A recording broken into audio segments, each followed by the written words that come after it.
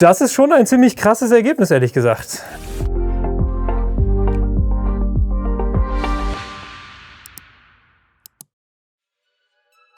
Heute kombinieren wir ein Produkt-Vorstellungsvideo, ein Review mit ein bisschen Service-Thema. Ich habe nämlich 3 Produkte dabei und das sind alles solche Wasserwagen, mit denen man einen Compoundbogen einstellen kann. Nicht nur Compoundbogen natürlich, aber in dem Bereich werden sie ja vor allem verwendet. Und heute geht es mal darum, wie gut sind die, wie sehr kann man sich auf das verlassen, was man damit misst und vor allem, was sind hier die Unterschiede beim Preis. Wir haben hier den ganz billigen Kontrahenten auf der linken Seite.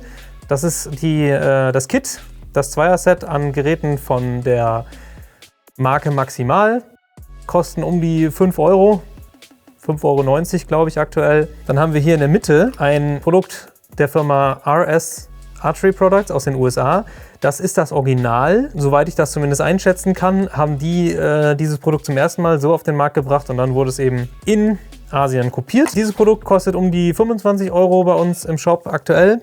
Und dann haben wir noch ein richtig teures Teil und zwar von Hamskea, auch aus USA, aus einem Stück Aluminium gefräst. Richtig schwer, richtig hochwertig. Und das ist das Gen 2 Pro Level von Hamskea Archery. Das kann ja noch ein bisschen mehr. Das hat hier noch diesen Stift, mit dem man die dritte Achse bei unterschiedlichen Winkeln einstellen kann und so weiter. Aber es hat eben auch diese Schraube, um es an die Sehne zu befestigen und damit eben einen Bogen auszurichten. Und nur um diese Funktion geht es heute. Also wir vergleichen heute mal diese 2, 3 Messgeräte hier und packen sie an einen Bogen. Und dann schauen wir einfach mal, ob alle von denen auch das gleiche messen, ob sie gleich gut sind oder warum ich statt 5 Euro 90 Euro ausgeben sollte, weil so viel kostet nämlich das Gerät von Hamskea. Habe ich jetzt eben nicht erwähnt. Also das ist unsere Spannbreite. 5,90 Euro bis um die 90 Euro. Fangen wir doch mal hier mit unserem Hamskea Messgerät an und schrauben das mal an die Sehne, dass man jetzt hier die seitliche Einstellung sieht. So, jetzt sieht man hier, der Bogen muss ein bisschen rüber.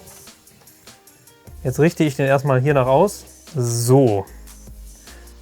Jetzt habe ich also die eine Richtung, ich hoffe, dass man das sehen kann, auch aus dem Winkel, die eine Richtung von der Sehne ausgerichtet. Hier ist auch eine Teller-Wasserwaage, heißt das so? Ich hatte das Wort letztens mal für unsere Beschreibung im Shop gegoogelt, aber habe schon wieder vergessen, wie das heißt. Die kann ja in mehreren Achsen das ausrichten, die ignoriere ich jetzt mal gerade. Es geht mir jetzt nur um eine Richtung, die möchte ich vergleichen.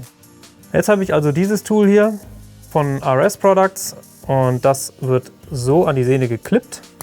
So, das hält erstmal so von alleine nicht, das kann man nicht anschrauben. Und es hat auch ein bisschen Spiel. Das kann man, glaube ich, ganz gut sehen. Das heißt, ich muss das auch vorsichtig an die Sehne randrücken, damit ich auch hier wirklich was Richtiges messe. Wenn das nämlich irgendwie hier in diesem Spiel hin und her wackelt, dann habe ich schon mal alleine deswegen eine andere Messung. Und obendrauf klippe ich jetzt mal unseren ganz billigen Konkurrenten von Maximal. Wenn ich jetzt vorsichtig den Bogen festhalte und dann kann man also sehen, die unterste Wasserwaage von Hamskea und die von RS Products sind sich einigermaßen einig. Die von Maximal hängt so an der Außenkante von diesem mittleren Bereich, also an dieser schwarzen Linie. Also, da haben wir schon in diese Richtung einen kleinen Unterschied. Ich habe auch noch eine Wasserwaage bei mir. Ich versuche jetzt auch mal die noch zusätzlich, jetzt ignoriere ich mal die oberen beiden, zusätzlich dran zu halten. Ich schätze, mal in der Kamera kann man das jetzt besser sehen, als ich es selber sehen kann. Aber das sieht recht vernünftig aus. Also diese beiden Wasserwagen sind sich hier einig. Die von Hamskea war sich auch mit der von RS Products einig und die von Maximal, die hing hier so ein bisschen an dieser schwarzen Linie. Die haben aber ja noch eine andere Messmöglichkeit. Dafür drehe ich das jetzt mal auf diese Seite. So, und jetzt packe ich hier die 2 drüber. Die amerikanische aus Kunststoff kommt nach oben und die chinesische aus Kunststoff in die Mitte, nach unten. So, und wenn ich das jetzt hier ausrichte, die Hamskea ist jetzt in Waage. Die von RS Products, die bestätigt das auch. Und die von Maximal, die gelbe, kann man das sehen? Die ist absolut daneben. Die hängt total zu einer Seite.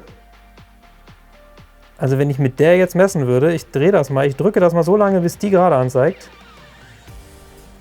dann hängt die von RS Product und die von Hemsky schon deutlich zu einer Seite weg. Also ich denke, das kann man sehen.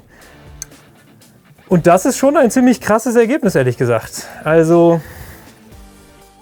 selbst diese beiden Wasserwagen hier, die augenscheinlich eigentlich gleich sind, die aussehen wie exakte Kopien, selbst diese zwei Wasserwagen sind nicht gleich, sind nicht gleich gemacht. Und wir haben beide davon im Shop. Der Hersteller von diesem Produkt hier, RS Archery Products aus den USA, hat auf seiner Webseite auch stehen, sie sind das Original, sie haben es erfunden und Warnung vor billigen Kopien. Und ja, das hier ist so eine davon. Und nicht ohne Grund, würde ich sagen, warnen sie davor. Man kann damit natürlich seinen Bogen ausmessen, wenn man möchte, aber dann muss man sich fragen, was das überhaupt bringt, wenn man damit nicht vernünftig messen kann, ob sich das lohnt. Aber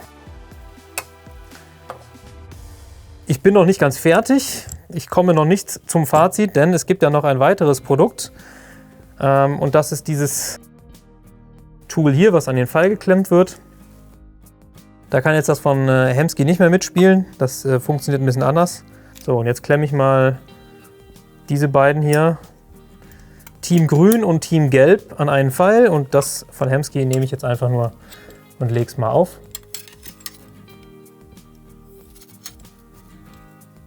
So, wenn ich das jetzt ausrichte.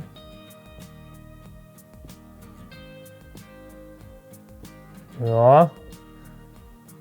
Da habe ich das Gefühl, dass die gelbe Waage immer noch nicht ganz gerade ist. Ist immer noch ein bisschen zu einer Seite versetzt, aber relativ okay, kann man sagen. Also da ist jetzt kein großes Problem, das ist jetzt kein Drama. Aber bei diesen anderen zwei Tests, die ich da eben gemacht habe, also das ist ein relativ krasses Ergebnis eigentlich. Wir haben das jetzt auch nicht aus Versehen gemacht, das Video, sondern deswegen, weil mir das nämlich letztens aufgefallen ist. Ich habe das mal getestet, allerdings nicht mit genau diesem hier, sondern das war ein anderes von diesen Tools. Einfach eine andere Packung. Das war jetzt eine neue zweite Packung aufgerissen und naja, mit dem gleichen Ergebnis. Und das finde ich schon ein bisschen krass, wenn ich ehrlich bin, aber deswegen wollte ich das auch mal zeigen.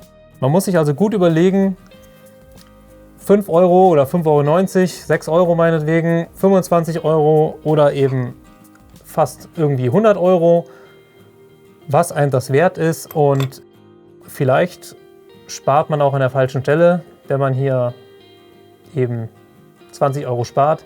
Wenn man so billiges Messgerät dann kauft, dann braucht man vielleicht auch gar kein Messgerät kaufen, weil dann kann man es auch besser per Augenmaß machen.